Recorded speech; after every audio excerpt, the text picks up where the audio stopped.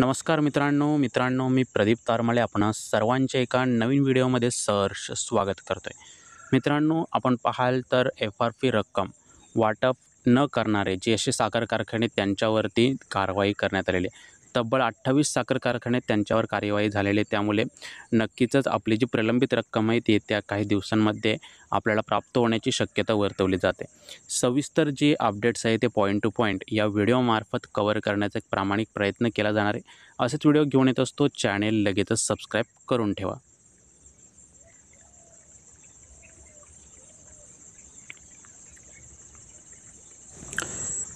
तर मित्रांनो, info ॲडची series आपण मागे सुरू केलेली आहे आणि यामध्ये अनेक व्हिडिओवर आपण इथे कव्हर करत असतो। जर आपले काही टॉपिक असतील तर कमेंट सेक्शनमध्ये कळवाल, त्यावर आपण नक्कीच पुढे व्हिडिओ घेऊन येऊ। आता साखर कारखान्यांचा आपण अपडेट्स कव्हर करतोय। एका महिन्याच्या अंतरावर आता ऊस गालफ हंगाम सुरू होणार आहे।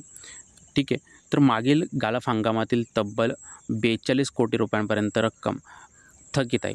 तर सोलापूर जिल्ह्यातीलच या काही साखर कारखान्यांचा यामध्ये समावेश आपल्याला प्रामुख्याने पाहायला मिळतोय।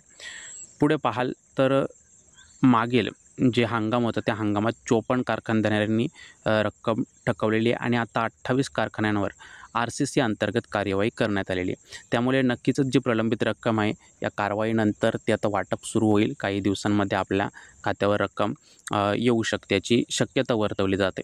तर कार्यवाही झालेले कारखाने कोणते आहेत हा प्रश्नचिन्ह आपल्यासमोर असेल तर ते या ठिकाणी थोडक्यात समजून घेऊ।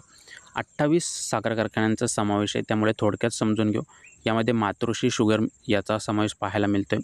त्यानंतर भीमा सहकारी साखर कारखाना, त्यानंतर भीमाशंकर वासी धाराशिव येथील जे साखर कारखाने त्याचा समावेश पाहायला मिळेल। गजानन महाराज शुगर मिल, त्यानंतर खंडाळा तालुका शेतकरी साखर कारखाना, किसनवीर सातारा सहकारी कारखाना असेल, त्याच्यानंतर समृद्धी शुगर, डेक्कन शुगर, पेणगंगा साखर कारखाना, त्यानंतर आपल्याला पाहायला मिळेल गोकुळ शुगर। अशा प्रकारे 28 कारखाने आहेत ज्यांनी शेतकरी बांधवांचे गालफ हंगामातील रक्कम आहे ती थकवलेली होती आणि ही रक्कम थकवल्यामुळे सर्व कार्यवाही करण्यात आलेली आहे। त्यामुळे येत्या काही दिवसांमध्ये आता जी प्रलंबित रक्कम आहे ती वाटपास सुरुवात होण्याची दाट शक्यता या ठिकाणी वर्तवली जाते।